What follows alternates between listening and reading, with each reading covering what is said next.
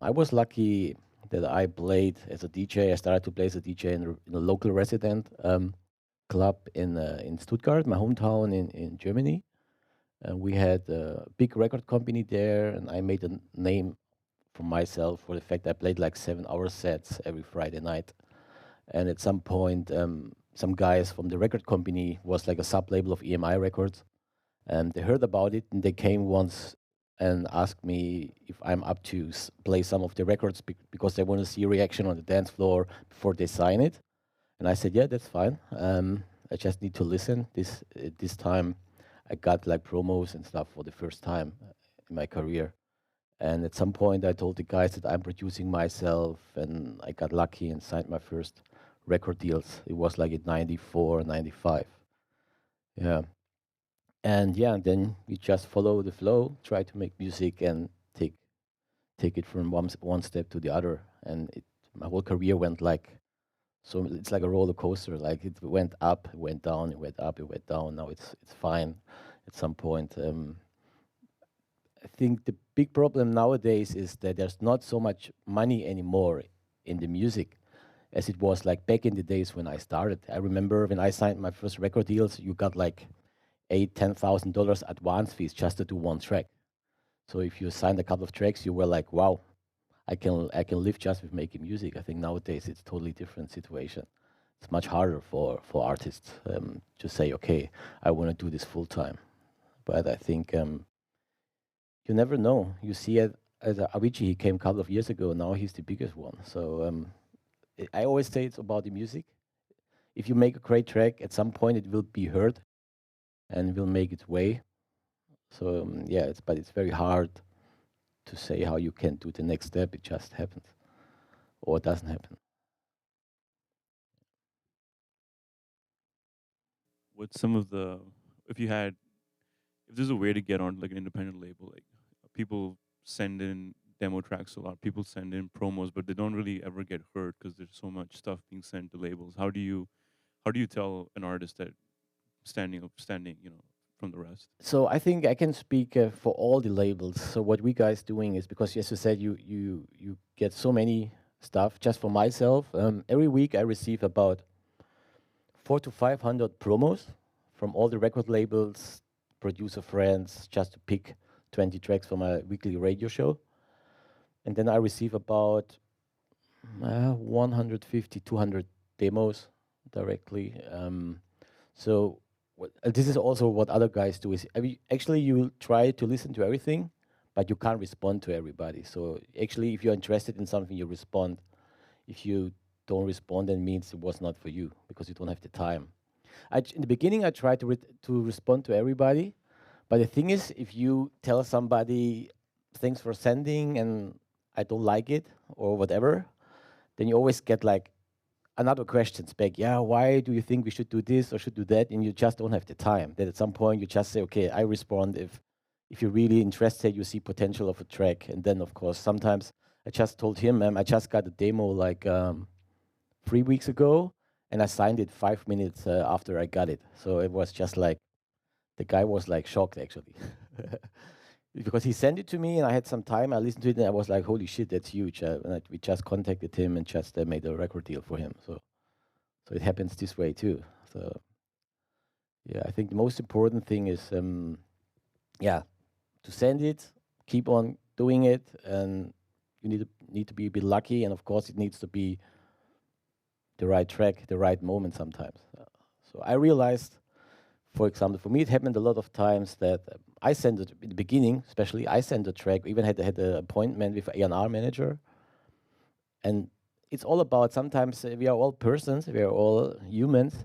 It's about the personal mood. If if you are A&R manager and you are stressed, it's very hard, I think, to sign your music because you just don't feel positive something.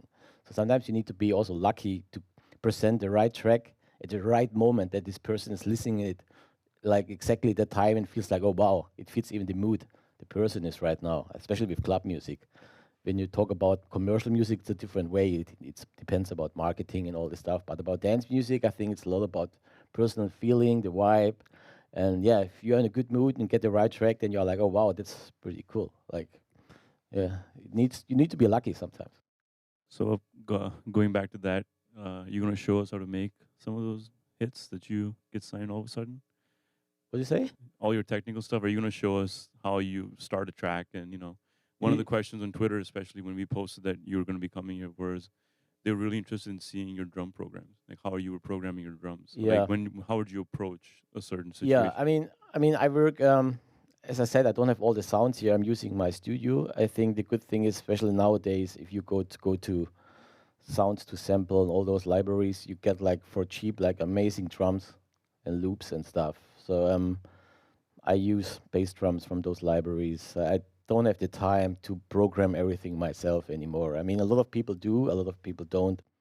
But so many things change nowadays. So I think there's so many amazing sounds, and you just take a bass drum from here and layer stuff.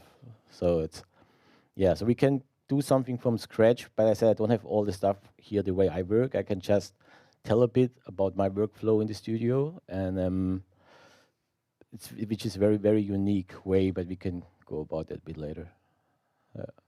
Before you get started, I have a question. So if you've been kind of producing on your own for many years, Yeah. you have a history of tracks, but none of them ever been signed or released.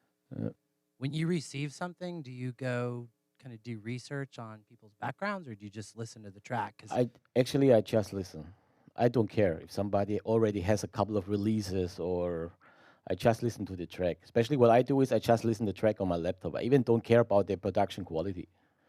For me, it's more about the song idea, the melodies, if it's a vocal record, if it's a strong song. And if I really like it, then of course I try to start listening in my studio and proper sound system. Then I give advices. And I really don't care if somebody already released something or somebody sent me the first track ever. So So for it's me, okay it's to- just about the music. So it's okay to leave our histories on SoundCloud?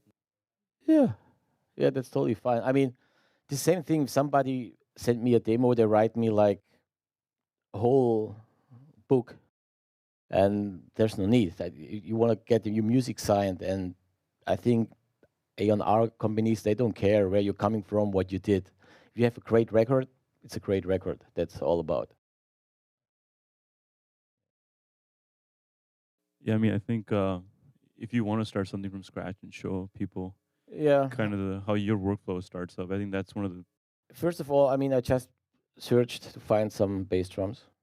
Just did anything, so whatever. So so usually when I start working on a track, 80% I have the whole idea of the song in my head already. I'm not one of those producers who is just going to the studio, turn on the computer program, and just playing around with sound. And I mean, I did it in the past, but now it's not working for me anymore because I just don't have the time. So when I work on an album or on songs, I know exactly what I want to do. I have some rough ideas and put in a bass drum, and then I'm just start to compose most of the time with chords, or if I have the main melody in my head, I play a melody, and then go from there and layer some sounds to make it a bit fuller, and start doing some rough arrangements, and everything comes to each other while you work on a track. I think we don't have the time to do it here, to do full arrangement, but to play some basics and stuff. I think that's fine to do. So I'm saying I just put a bass drum in. To program drums, as I said, I should have more like loops and things, but it was hard for me to do it because I'm not working on a laptop. So you can just go through some folders, or even maybe some of you guys even are more familiar with some of the basic sounds you have in Contact or in Logic. So that's fine. So yeah, so you guys can tell me what you just want me to do some stuff from scratch, or yeah, okay. So I just had a bass drum. Maybe I play some chords. Let me see.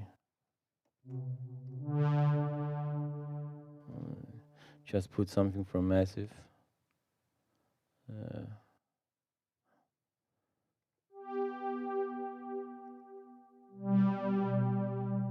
me see how that sounds.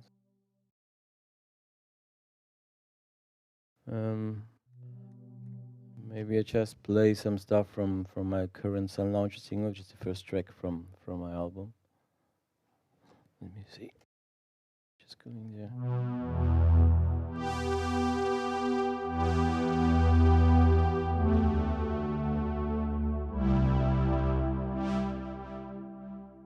Yeah, let me just record something like that.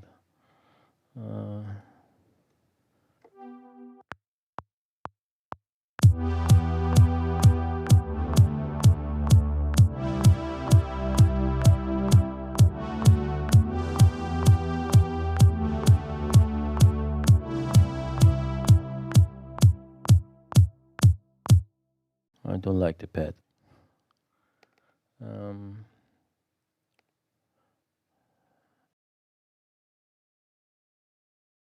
No, as I'm saying, I don't have my sounds with me. I just need to get familiar with what's on the laptop. Because I've never, if I would work with a laptop, of course I would have like some basic stuff with me. But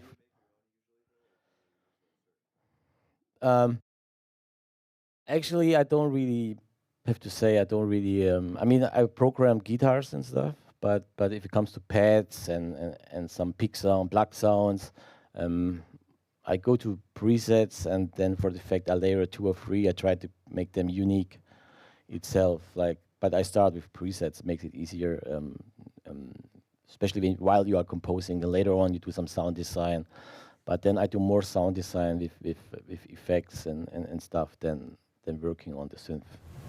So you look at it, you find them on like Sound to Sample or Sample to Sound? Yeah, I mean, especially like as you said, Sound to Sample and stuff. There are so many great libraries, especially for Massive and Silent.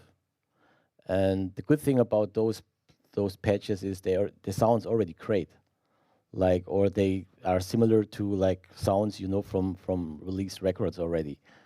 So I think that's very good, especially also for people who just start, who are not aware about how to program. You can just go through presets and you have amazing sounds already. This is something which was totally different when I started.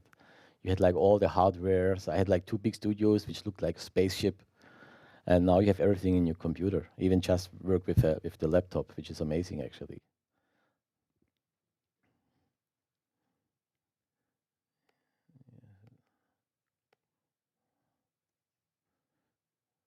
Let me just play that again.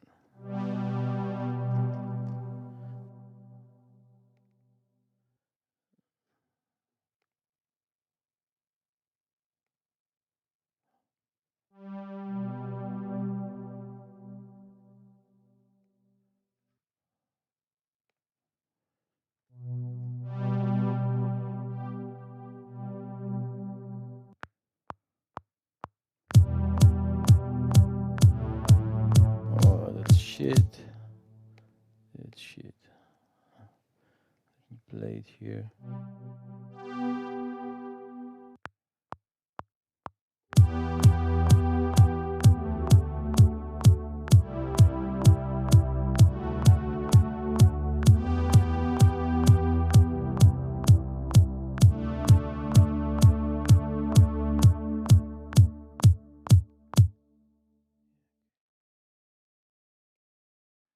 Yeah, I have the auto quantities in there. I should have it, but when you see the note, it's not working.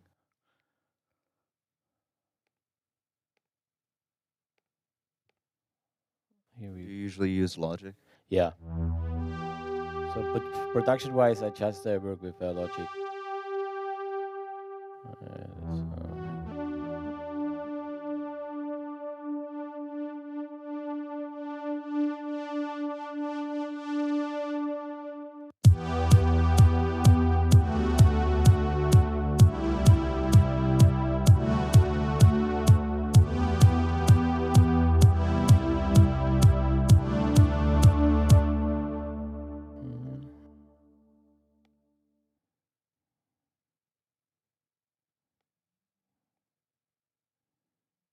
So next time you guys should come to Germany, just to my studio. Makes it easier. And Stuttgart. In Stuttgart area.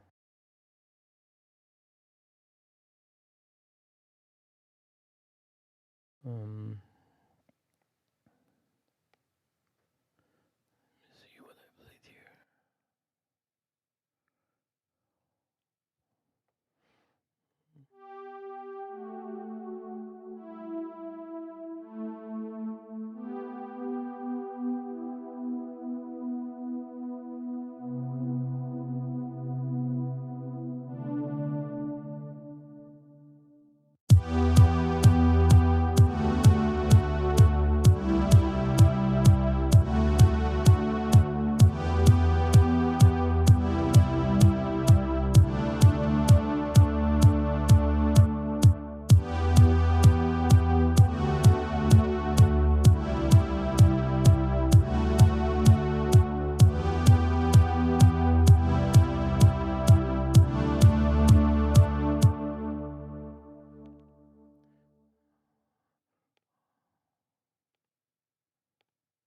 Do you usually start composing with a chord? Yeah, I usually I always play more like the music theme first before I go into the whole production, like beats. I mean, I know some people start with beats and build up till they come to the breakdown, especially when it comes to trance music, and then they start playing something. So for me, I go the other way around. I first compose the theme, and then from there, I um, um I build the track. And then it's also different if you want to do a vocal track or not, because then you have to play nice chord progressions, which makes sense to write lyrics on it.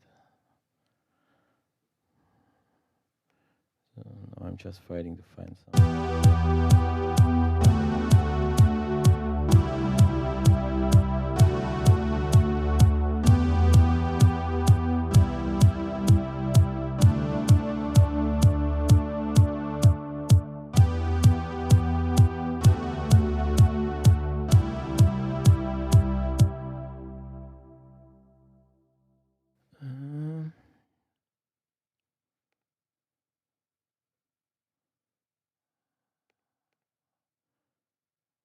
I would like to use the shortcuts I have, but I'm working with a German keyboard, and this is a US one.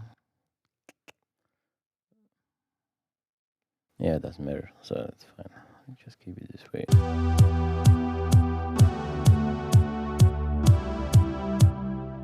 Yeah, just some pads. So then you can sidechain the pad if you want. So do you often build your track to the fullest and then kind of break it down? What'd you say? You said like you would start with your chords and kind of Yeah. your main melody. Would you then build your track to where it would be kind of like the peak and then kind of break it down from there? And it's always different. I think what the way I work is compose like the theme, like the chords and the melody, and maybe some. You go through your sounds and have like a big lead sounds, or you layer something like the way you want to have the main part after the breakdown. And yeah, and before I go ahead with that stuff, then I start with beats and stuff, and yeah.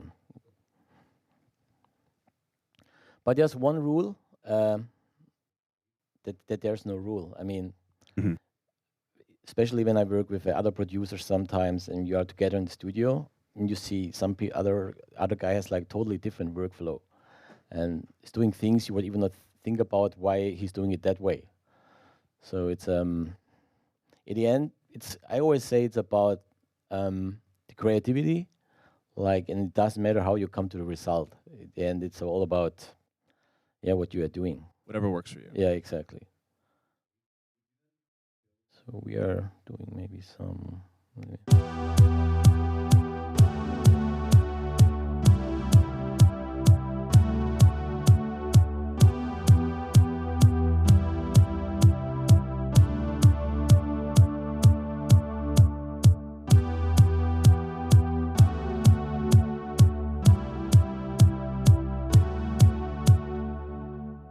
So what I'm doing usually at home is I work also with Logic, and then I still have my analog Mackie hardware mixer, and then I mix with 4 stereo outs. That means I divide like the music material into 4 main parts. That means there's 1 stereo out just for all the beats, like all bass drums, claps, everything which comes to beats. Another one is just about bass lines, bass sequences. The third one I use is for all the musical instruments like synth sounds, guitars, whatever you're using in the track. And the fourth one is for vocals, which means it gives me much more headroom for the whole track, because you are not mixing through 1 stereo out, and then at some point you are on the red. So I divide this into 4 parts, which gives you already like a chance to have a bigger sound when you do like the mix down, for example. And then I go through my my Mackie mixer, and after this I have like my hardware, like I use like Finalizer from TC, which is something I can really recommend. It sounds amazing. I don't know the price about that at the moment, but it sounds really cool. If you have like some pre-mastering and stuff, and it's really makes the sound much better. And then after this, I have my speakers actually. So the way I work is it's like I'm listening to like kind of a pre-mastered version while mixing, which I realize is for me it works out for me much better than just you mix your track as good as you can, and then afterwards you are starting to master it. But the thing is, when you master, at some point, it's all about the mix first. If you have a great mix, then of course you can give a lot of things towards the mastering. But I realized for myself, when I listen to like a pre-mastered situation, I mix it different already. For example, if you have like the compressors and all the stuff like you would use for the mastering already while you're mixing it, for example, the whole mix has a bigger punch already, like the bass drum. So I mix my bass drums and all the stuff already different as I would do without this situation. So I don't know how you can try to do it that way, but you realize it's totally different way of mixing. This is very interesting. It has some advance that I record the track and it's done. So you can just record it and release it. So that's pretty cool. You don't have to spend money for additional mastering and stuff, which is a pretty cool situation.